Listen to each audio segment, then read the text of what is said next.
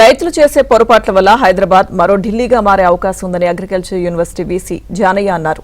తెలంగాణ వ్యాప్తంగా 17 లక్షల ఎకరాల్లో పంట వ్యర్థాలు కాల్చినట్లు రిమోట్ సెన్సింగ్ ల్యాబొరేటరీ రిపోర్టులో ఉందని అన్నారు. కామారెడ్డి, జగిత్యాల, కరీంనగర్ జిల్లాల్లో పంట వ్యర్థాలను కాల్చడం ఎక్కువగా ఉందన్నారు. పంట వ్యర్థాలను కాల్చడంపై ప్రభుత్వం చర్యలు తీసుకోవాలంటున్న అగ్రికల్చర్ యూనివర్సిటీ వీసీ జానయ్యతో మా ప్రతినిధి సిద్ధార్థ్ ఫేస్ టు ఫేస్. రైతులు చేసే పొరపాట్ల వల్ల హైదరాబాద్ మరొక ఢిల్లీగా మారే అవకాశం ఉందని agricultural university VC professor Janaiah చెప్తా ఉన్నారు. ప్రస్తుతం ప్రొఫెసర్ మనతో ఉన్నారు, ఆయనతో మాట్లాడదాం. సార్, ఏంటి హైదరాబాద్ కూడా మరొక ఢిల్లీగా మారే అవకాశం ఉందని మరి చెప్తా ఉన్నారు. రైతులు చేసే చిన్న చిన్న పొరపాట్లను సవరించుకోవాలని కూడా మీరు వాళ్ళకు ఒక అప్పీల్ చేస్తున్నారు. అసలు ఏంటి ప్రాబ్లం?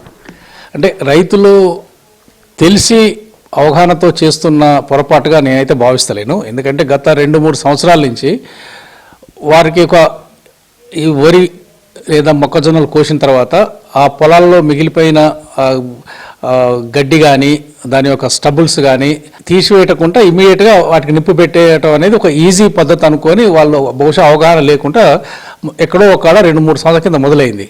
చివరికి అది ఒక అంటువ్యాధి లాగా మొత్తం రాష్ట్రం అంతటా ఈరోజు పాకి గత ఏప్రిల్, మే, జూన్ 3 నెలల్లో మా యూనివర్సిటీలో ఉన్న రిమోట్ సెన్సింగ్ ల్యాబొరేటరీ ఆధారంగా మేము రిమోట్ సెన్సింగ్ ఇమేజెస్ని అనాలిసిస్ చేసినప్పుడు జిల్లాల వారీగా మొత్తం చూసినప్పుడు 17 లక్షల ఎకరాలలో ఈ పంటల యొక్క వ్యర్థాలను ఆయా పొలాలలో కాల్చడం జరిగింది. ఇది చాలా చాలా ప్రమాదకరము. బహుశా అవగాహన కల్పించాల్సిన అవసరం చాలా ఉన్నది.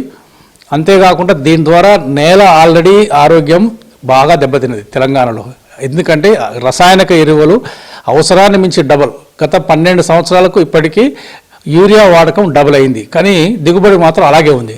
అంటే యూరియా అధికంగా వాడటం వల్ల ఏం దిగుబడి పెరగలే, కానీ నేల ఆరోగ్యం పాడైపోయింది. దానికి తోడు ఈ పంట వ్యర్థాలు కనుక ఈ విధంగా కాల్చినట్లయితే నేల ఆరోగ్యం పాడైపోతుంది.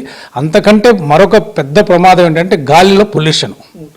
గాలి పొల్యూషన్ ఈరోజు పంజాబ్, హర్యానాలో గత 20-25 సంవత్సరాల నుంచి ఈ కంటిన్యూస్గా ఈ పంట వ్యర్థాలను కాల్చడం వల్లనే ఈరోజు నవంబర్, డిసెంబర్, జనవరి ఈ 3 మాసాలలో ఢిల్లీకి అసలు మనం పోయే పరిస్థితి లేదు. పోయినా అక్కడ మాస్క్ పెట్టుకుని ఉండాల్సిన పరిస్థితి వచ్చింది. మొత్తం ఢిల్లీ కాలుష్యమైపోయింది. దీనికి ప్రధాన కారణం అక్కడ రైతులు ఈ విధంగా పంట వ్యర్థాలను పొలాల్లో కాల్చడమే. సో కాబట్టి ఇంకా తెలంగాణకు ముప్పు ఎక్కువ. ఎందుకంటే పంజాబ్కు, ఢిల్లీకి దాదాపు 500 నుంచి 600 కిలోమీటర్లు ఉంటుంది దాని ఎఫెక్ట్ రావడానికి. కానీ తెలంగాణలో హైదరాబాద్ ఒక హార్ట్ ఆఫ్ ది తెలంగాణ. ఎటు చూసినా 150 నుంచి 200 కిలోమీటర్ల పరిధిలోనే ఉంటుంది చాలా వరకు. సో కాబట్టి దీని ప్రభావము చాలా త్వరగా పడుతుంది హైదరాబాద్ వాతావరణం మీద. సో కాబట్టి ఇది మరో ఢిల్లీగా హైదరాబాద్ మహానగరం మారక ముందే రైతు సోదరులు పంట వ్యర్థాలను కాల్చడం అనేది ఇమ్మీడియట్గా ఆపేయాలి. ఇది మొత్తానికి అయితే పంట వ్యర్థాలను కాల్చడం వల్ల హైదరాబాద్కు తీవ్రమైన ముప్పు ఏర్పడే అవకాశం ఉంది. కాబట్టి ప్రభుత్వం కొన్ని కఠిన చర్యలు తీసుకొనైనా దీన్ని ఒక పరిష్కారం వైపు తీసుకువెళ్ళాలి, లేదంటే హైదరాబాద్ మరొక ఢిల్లీలాగా మారే అవకాశం ఉందని ప్రొఫెసర్ జానయ్య చెప్తున్నారు. వీడియో జర్నలిస్ట్ రాజుతో సిద్ధార్థ, ఏబిఎన్ ఆంధ్రజ్యోతి, హైదరాబాద్.